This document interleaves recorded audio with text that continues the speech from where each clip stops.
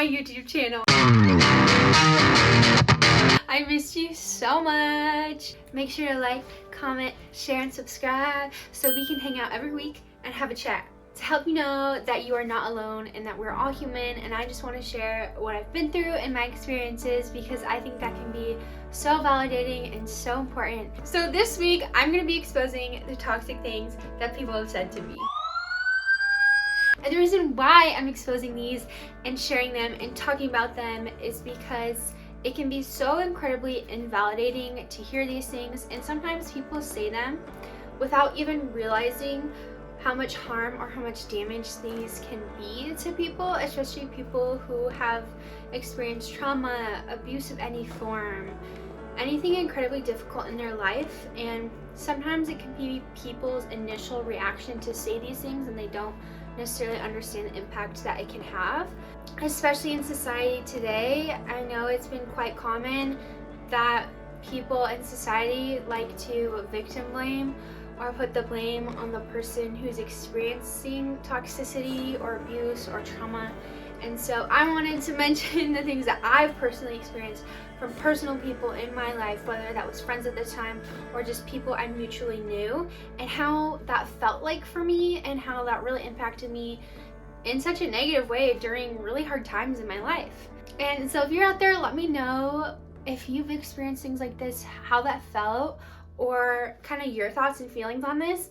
Now this video is really just about my opinion and my experiences and things that I've gone through. Yeah, this is just not a professional opinion. And of course, I urge you out there to seek help that you deserve if you're feeling you need that support from a professional in the legal or medical field. This is just me talking to you as a friend and chatting about what I've been through and opening up about toxic people and toxic things that people have said to me. Okay, so number one.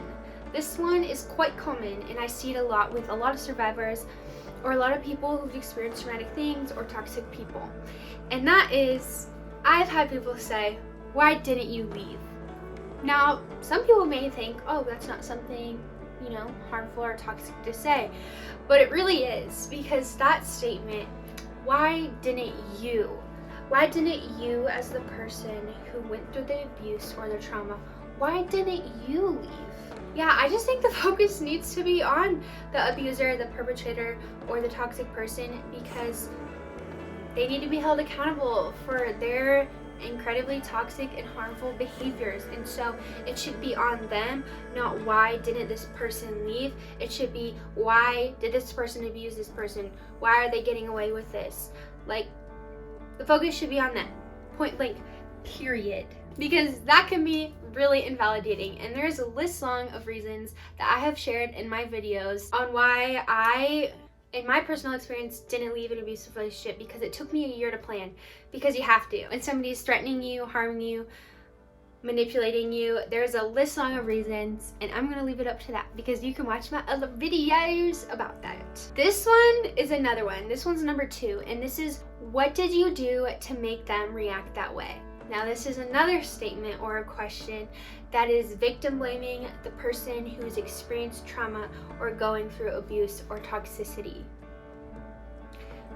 There is no reason in this entire world on why is it okay to harm someone intentionally or abuse them.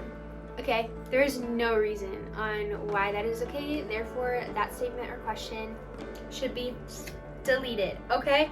Because I heard that a lot from my abuser's family, is they would make excuses and victim blame me for me being abused, right? Like some common things, like especially being a woman in this society, I would hear, well, it's because of your strong personality. Because someone has a strong personality, does that equate they deserve abuse or they push someone to abuse? No. So exactly why this statement is incredibly toxic and really harmful. Especially if you say, oh, she's a strong-willed person, or she's a woman, or this and that. Okay, that just exposes that people are sexist and misogynistic. So that is what I think about it. Number 3, and the sad thing is I'm really disappointed in this one because I heard this one a lot. And it just really exposed to me who my true friends were and the true people who really supported me and wanted to hear me and believe me. Because when people said this thing to me, it really just illuminated who they were. What I wouldn't even say side, it's more so supporting an abuser and not doing anything about it. And really, when you're kind of in a situation or around an abuser and you're witnessing these things going on or enabling an abuser, you're part of the problem. So the next one is number 3. Really? Well, I haven't seen them act that way. They've never treated me that way. Okay, you can see how incredibly invalidating that is too, because just because you physically have not been treated by somebody that way does not equal them hurting someone else, right? Because manipulators are really great at manipulating people. They are very calculated. They don't have empathy and they don't have guilt. Now you may think they do because they are really great actors. But that is why cycles of abuse and harm and toxicity continue to happen. Because they are so good at holding the mask over their face, acting as if how they think they should act to gain your trust or to have an image or a reputation out in the world. But then when they go home, that mask comes off and the true person of who they really are, the abuser, the manipulator, the toxic person, is gonna show, right? That's why they do it at home. They're very calculated, or that's why they do it in environments where other people aren't gonna see it. And that's how they continue to hurt people. Number 4, everybody fights in relationships. Okay. Well, it's also a subjective comment or opinion, right? Because we could say, oh, people fight. Or you could say people don't fight, they have conversations. Or some people may believe that people have arguments. Or, whatever that may be for somebody. And of course it's healthy in relationships to have conversations because we're all individuals, we're all different, right? And so you're never always gonna fully agree on everything, or you're gonna have a difference in view or perspective or opinion. But just because you have differences in those things doesn't equate or mean that you can hurt someone, abuse someone, harm someone, manipulate them. So I think a lot of these are just that I'm sharing are a lot of examples that I've physically heard in my real life from people who continue to enable toxic behaviors or continue to make excuses, and that's why sometimes things never change. And then number 5, there are 2 sides to every story. Now, hearing that, you may think, right, there are, right? There's a person A, and their side, and person B, their side, or there's the truth, right? I've heard that a lot. But in cases of harm, abuse, or toxicity, where somebody is intentionally wanting to hurt another person, this statement should go out the window, because therefore you are recognizing and saying that an abuser has a reason to harm somebody, that they have a side on why they should be heard, on why they're hurting somebody. But again, this is why abuse continues to happen in society or in cycles or in families, with your coworkers, whatever environment that is for you, because there is no reason on why it is ever okay to put your hands on somebody, to harm somebody, to manipulate somebody, to hurt them intentionally. So that's what I have to say about that. I think these are pretty point blank, but I just want to share what I've gone through, because I heard these from people at my life in the time, from even friends who aren't my friends anymore, because it just illuminates that they really weren't there to hear you or to support you or to be there for you.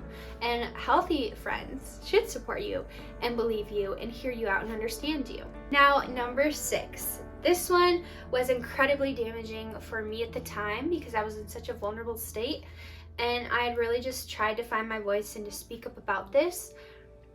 But I heard this one from somebody really close, and it was really damaging. And they said, I wouldn't let somebody treat me that way. Why would you? Now, in conversations where somebody is bringing up, what they've gone through or their traumas, comparing yourself just felt very weird to me. Like somebody comparing that they would never let that happen to them, but it just didn't, it felt very invalidating, and as if I wasn't maybe necessarily capable of recognizing that, or like, why did you go along with this so long? Like, I would see the signs, but we all think that, right? There's not a single person in this world who ever goes into any kind of situation, whether that's a friendship, a relationship, a work environment, a school environment, whatever environment, a family environment, nobody ever wants to go into a situation to be abused, right? Nobody wants to be harmed or to be hurt. So, saying I would never let somebody treat me that way. Well, there are many times where I was in that situation and I didn't want somebody to treat me that way, but there are things in this world that happen against our will. And there are manipulators and calculated people who know exactly what they're doing. So of course, you're not going to see that if you have also a view of the world that like most people are good. You're not going to assume that everybody's out to hurt you, And so that one's just incredibly invalidating and damaging. And I wanted to share that one as well. And then number 7, this one is incredibly important because I don't think this one is valid, especially in times where you're sharing your truth and speaking what happened to you. And this one is, it's time to move on. Why don't you just move on? Why don't you just let it go? Now, when this happens, I think this is just an excuse for people to not take accountability for their role in abuse, for their role in harm or toxicity, recognition and acceptance of their behaviors and their part to play. And so when people say, just let it go, why don't you just move on? It's so that way they don't have to look at themselves. They don't have to look at their perspective in their life and how it should change or how they can grow, because the things that you are speaking on or you sharing your voice is making them uncomfortable, because now they have to look at themselves or look at their life, and they don't want to do that. So that one was really harmful too. And as these things need to be brought up in society, because the reasons why things continue to happen is because people push down feelings. People push it aside. People continue generational cycles, or people continue things in society by not speaking about it, because people who are abusers or who are toxic or who are harmful want to continue these behaviors. And so when we don't speak about it or expose it or make changes, whatever your role may be, then that's why these things continue to happen.